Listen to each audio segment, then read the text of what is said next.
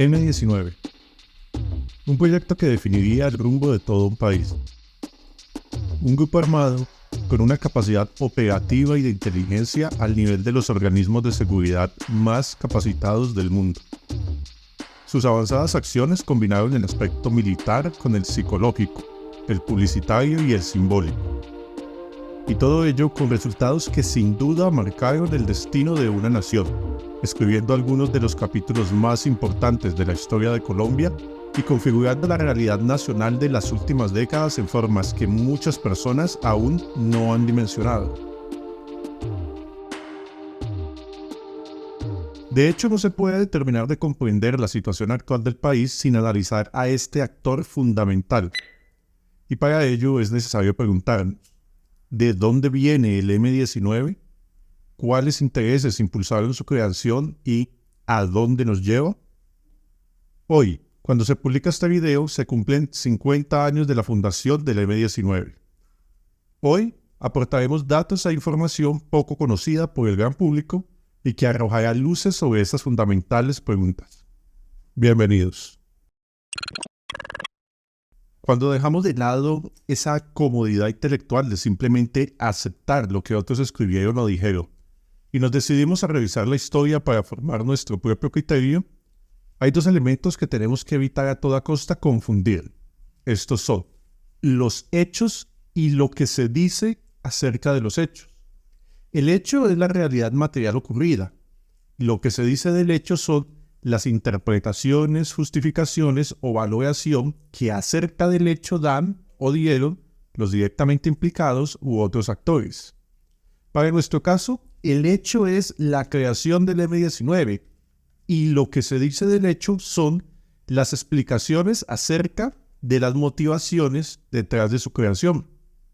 Mientras los hechos admiten poca discusión, nadie negaría la existencia del M-19, lo que se dice del hecho siempre admite revisión y profundización. Y eso es lo que haremos a continuación.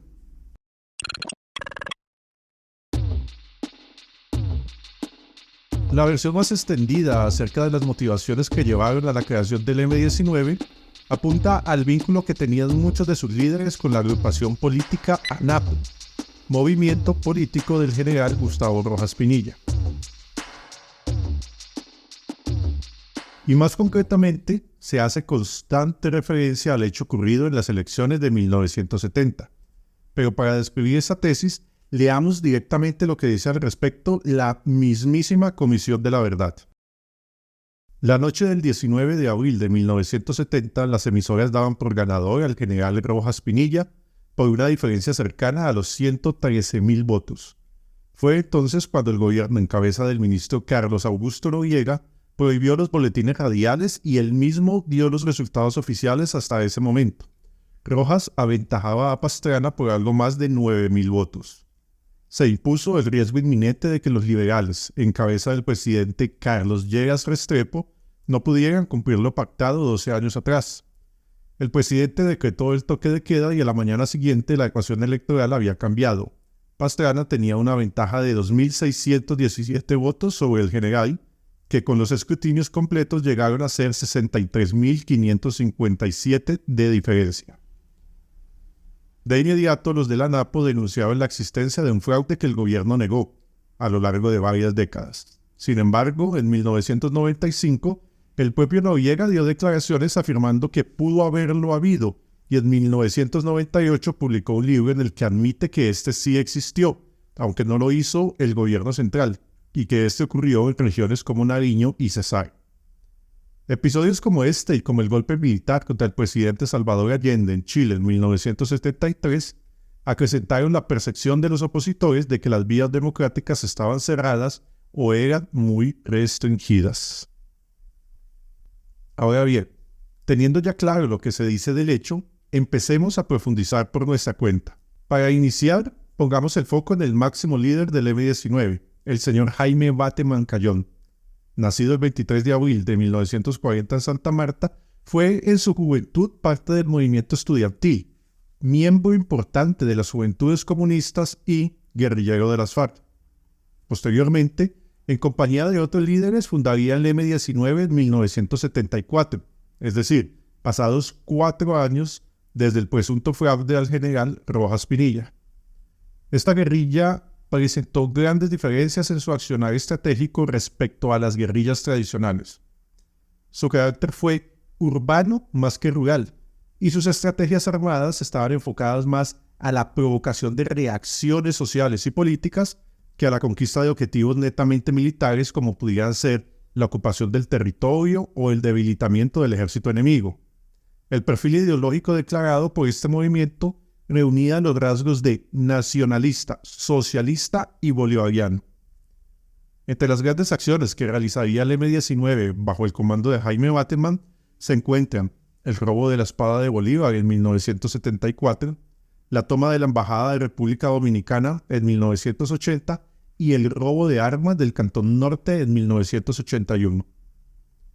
Esos son los datos biográficos que fácilmente se pueden conseguir acerca del señor Bateman. De muchos datos que acabamos de dar, haremos un análisis más profundo en el futuro.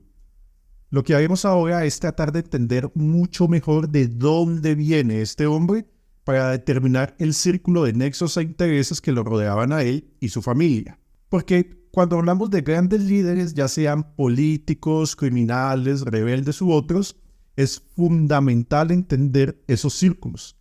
Esto se debe a que jamás los grandes hombres realizaron sus logros solos. Siempre se apoyaron en círculos, en estructuras que los ayudaron en su actividad. Nunca se trata de un hombre solo.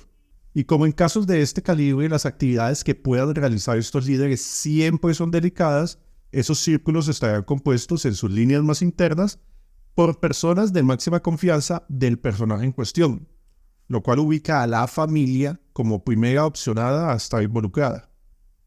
Hablemos pues de la familia de Bateman.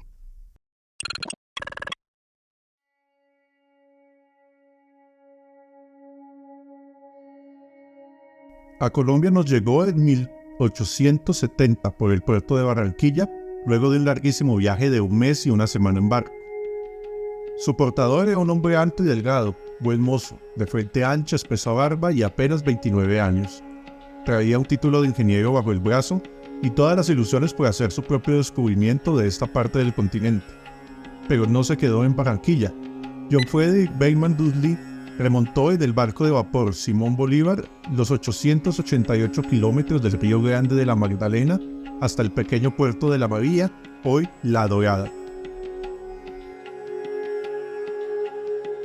Así narra Darío Villamizar en su obra Biografía de un revolucionario la llegada del primer Bateman a estas tierras, procedente de Inglaterra. El señor Bateman se estableció en la población de Honda. Casualmente, por la época de su llegada, se empezaba a gestar el proyecto para la construcción del ferrocarril de La Dorada, proyecto que terminaría por concretarse y pasar a ejecución para el año 1881, y que quedaría en manos de la empresa inglesa creada para tal fin, La Dorada Railway Company.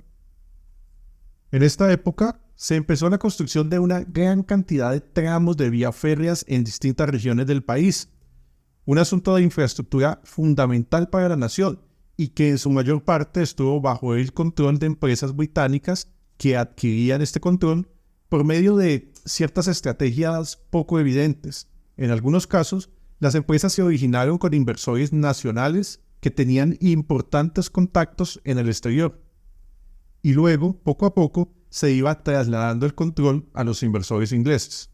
Entre las más importantes empresas que protagonizaron estas obras, podemos mencionar a la Colombian National Railway Company, encargada de conectar a Bogotá con el río Magdalena, la Colombia Northern Railway Company, encargada de conectar a Bogotá con el noreste del interior del país, la Santa Marta Railway Company, encargada de conectar a Santa Marta y Barranquilla con el Magdalena, y varias otras. Este predominio inglés en las grandes obras del país se extendía al sector comercial y financiero, que sumado a la deuda externa adquirida con casas financieras inglesas y francesas por medio de cuestionables empréstitos, se había constituido desde la independencia en una forma de colonización comercial que le permitía a estos círculos de poder no solo obtener grandes ganancias, sino incidir de manera determinante en el desarrollo social, económico y político de los países independizados del Imperio Español. Todo esto en alianza con la nueva clase política que se instauró a partir de la independencia. Y es que los que siguen este canal ya han conocido nuestros trabajos acerca de algunos de estos oscuros personajes que, venidos desde el exterior, actuaron por detrás de los líderes de la revolución contra el Imperio Español, como Simón Bolívar o Antonio Nariño. Ahora quizás podemos ir sospechando qué tipo de intereses movían a estas personas provenientes de los círculos de poder internacionales para promover levantamientos armados en esas tierras. A quienes no conozcan los trabajos que hemos publicado al respecto, les sugerimos buscar nuestros videos titulados Independencia de Cartagena y la próxima caída de Colombia y Origen del poder en Colombia, Luis Francisco de Reus. Pues bien, el señor John Bateman, también proveniente de Inglaterra, fue el director de una de estas compañías que conformaban este esquema de colonización comercial, y se mantuvo en este cargo hasta el año 1902, cuando en plena Guerra de los 1000 días el gobierno colombiano lo acusaría de encontrarse alineado con los grupos armados liberales, los que podríamos llamar los antepasados de lo que hoy son las FARC. Sobre el vínculo existente entre las FARC y el liberalismo, ya publicaremos un trabajo en el futuro. Por lo pronto, notamos cómo el mismo esquema parece seguir repitiéndose.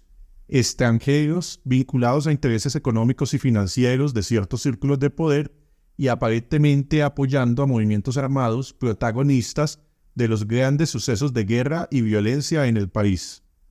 Pero, prosigamos. John Bateman engendraría 5 hijos.